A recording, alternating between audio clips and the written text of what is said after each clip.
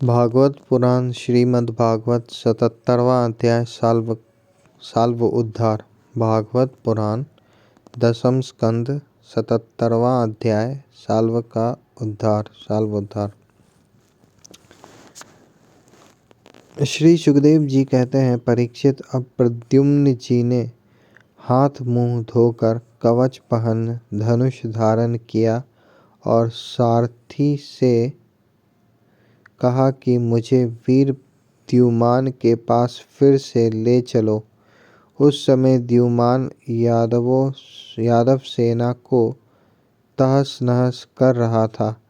प्रद्युम्न जी ने उसके पास पहुंचकर उसे ऐसा करने से रोक दिया और मुस्कुराकर 8 बाण मारे। 4 बाणों से उसके 4 घोड़े और एक बाण से सारथी, धनुष, ध्वजा और उसका सिर काट डाला। इधर गद, सात्विक, सांब आदि यदुवंशी वीर भी साल्व की सेना का संहार करने लगे। सौभ विमान पर चढ़े हुए सैनिकों की गर्दनें कट जाती और वे समुद्र में गिर पड़ते। इस प्रकार यदुवंशी और साल्व के सैनिक एक दूसरे पर प्रहार करते रहे। बड़े ही घमासान और भयंकर युद्ध हुआ और वह लगातार 27 दिनों तक चलता रहा। उन दिनों भगवान श्री कृष्ण धर्मराज युधिष्ठिर के बुलाने से इंद्रप्रस्थ गए हुए थे। राजसूय यज्ञ हो चुका था और शिशुपाल की भी मृत्यु हो गई थी। वहां भगवान श्री कृष्ण ने देखा कि बड़े भयंकर अपशकुन हो रहे हैं। तब उन्होंने कुरुवंश के बड़े बूढ़ों, ऋषि मुनियों, कुंती और पांडवों से अनुमति लेकर द्वारका के लिए प्रस्थान किया। वे मन ही मन कहने लगे कि मैं पूज्य भाई बलराम जी के साथ यहाँ चला आया। अब शिशुपाल के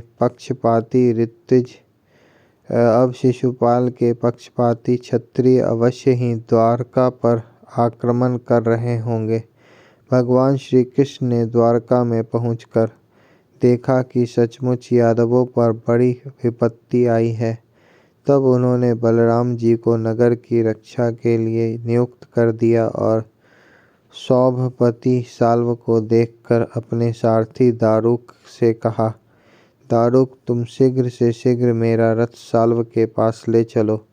देखो, यह साल्व बड़ा मायावी है, तो भी तुम तनिक भी भय न करना।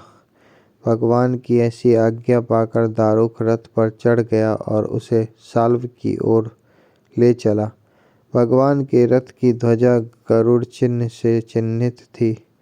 उसे देखकर यदुवंशियों तथा साल्व की सेना के लोगों ने युद्ध भूमि में प्रवेश करते ही भगवान को पहचान लिया। परीक्षित, अब तक साल्व की सारी सेना प्रायः नष्ट हो चुकी थी। भगवान श्री कृष्ण को देखते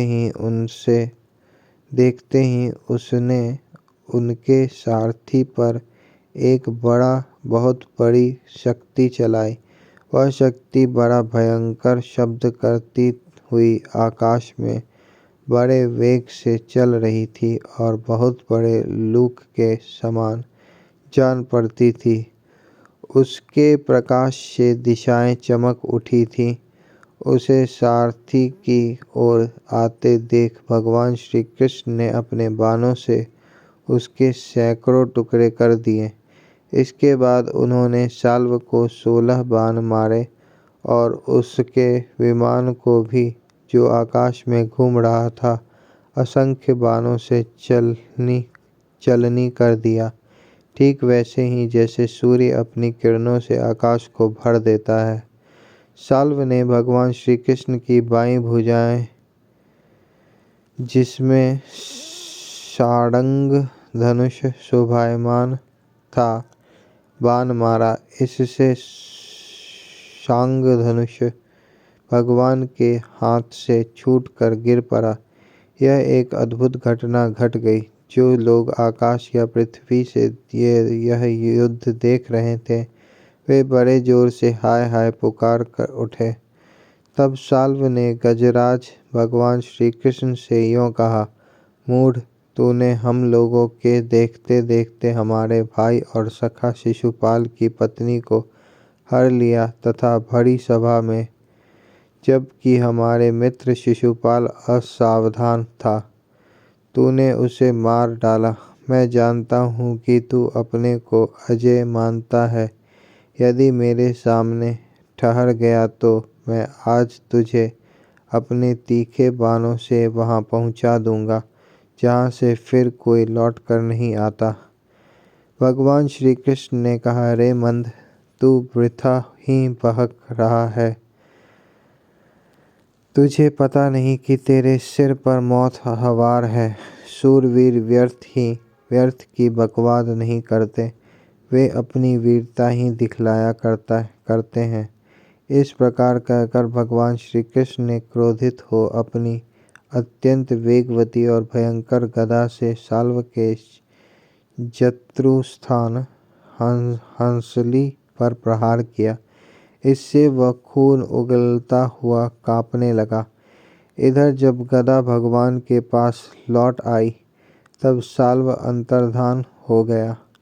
इसके बाद 2 घड़ी बीतते बीतते एक मनुष्य ने भगवान के पास पहुंचकर उनको सिर झुकाकर प्रणाम किया और वह रोता हुआ बोला, मुझे आपकी माता देवकी जी ने भेजा है। उन्होंने कहा है कि आपने पिता के प्रति अत्यंत प्रेम रखने वाले महाबाहु श्री कृष्ण साल्व तुम्हारे पिता को उसी प्रकार बांध कर ले गया है जैसे कोई कसाई पशु को बांध कर ले जाए। यह अप्रिय समाचार सुनकर भगवान श्री कृष्ण मनुष्य से बन गए। उनके मुंह पर कुछ उदासी छा गई। वे साधारण पुरुषों के समान अत्यंत करुणा और स्नेह से कहने लगे, अहो मेरे भाई बलराम जी को तो देवता अथवा असुर कोई नहीं जीत सकता। वे सदा सर्वदा सावधान रहते हैं। साल्व का बल पौरुष तो अत्यंत अल्प है, फिर भी इसने उन्हें कैसे जीत लिया और कैसे मेरे पिताजी को बांध कर ले गया।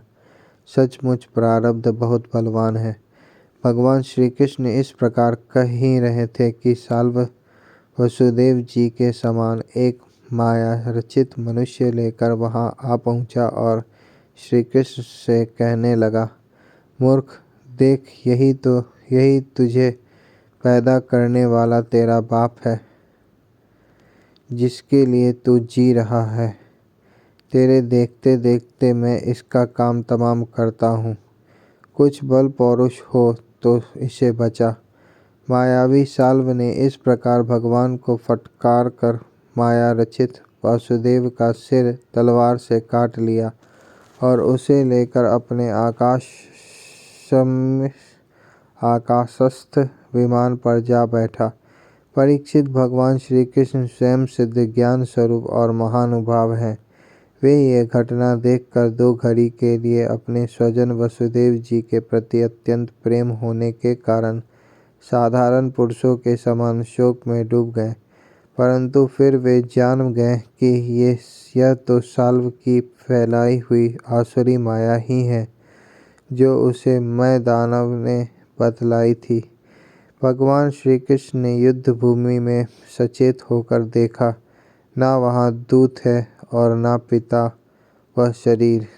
का वह शरीर। जैसे स्वप्न में एक दृश्य दिखकर लुप्त हो गया हो। उधर देखा तो साल्व विमान पर चढ़कर आकाश में विचर रहा है। तब वे उनका वध करने के लिए उद्यत हो गए। प्रिय परीक्षित, इस प्रकार की बात पूर्वापर का विचार न करने वाले कोई ऋषि कहते हैं। अवश्य ही वे इस बात को भूल जाते हैं कि श्री कृष्ण संबंध में ऐसा कहना उनके अवश्य ही वे इस बात को भूल जाते हैं कि श्री कृष्ण के संबंध में ऐसा कहना उन्हीं के वचनों के विपरीत है। कहाँ अज्ञानियों में रहने वाले शोक, मोह, स्नेह और भय, तथा कहाँ वे परिपूर्ण भगवान श्री कृष्ण, जिनका ज्ञान, विज्ञान और ऐश्वर्य अखंडित है, एक रस है। भला उनमें वैसी भावों की संभावना ही कहाँ है। बड़े बड़े ऋषि मुनि भगवान श्री कृष्ण के चरण कमलों की सेवा करके आत्मविद्या का भली भांति संपादन करते हैं और उनके द्वारा शरीर आदि में आत्मबुद्धि रूप अनादि अज्ञान को मिटा डालते हैं तथा आत्म संबंधी अनंत ऐश्वर्य प्राप्त करते हैं। उन संतों के परम गति स्वरूप भगवान श्री कृष्ण में भला मोह कैसे हो सकता है।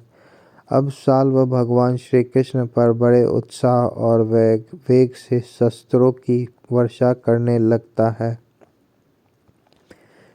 लगा था। अमोघ शक्ति भगवान श्री कृष्ण ने भी अपने बाणों से साल्व को घायल कर दिया और उसके कवच, धनुष तथा सिर की मणि को छिन्न भिन्न कर दिया।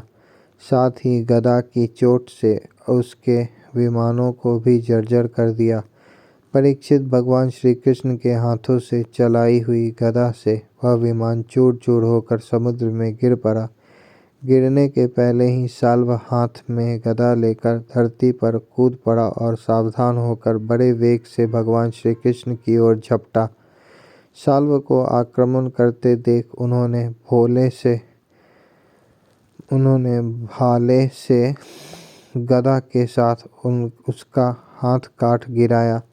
फिर उसे मार डालने के लिए उन्होंने प्रलयकालीन सूर्य के समान तेजस्वी और अत्यंत अद्भुत सुदर्शन चक्र धारण कर लिया।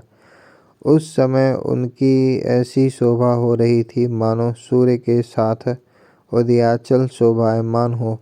भगवान श्री कृष्ण ने उस चक्र से परम मायावी साल्व का कुंडल, किरीट सहित सिर धड़ से अलग कर दिया। ठीक वैसे ही जैसे इंद्र ने वज्र से वृत्तासुर का सिर काट डाला था। उस समय साल्व के सैनिक अत्यंत दुख से हाय हाय चिल्ला उठे। परीक्षित, जब पापी साल्व मर गया और उसका विमान भी गदा के प्रहार से चूर चूर हो गया, तब देवता लोग आकाश में दुंदुभियां बजाने लगे। ठीक इसी समय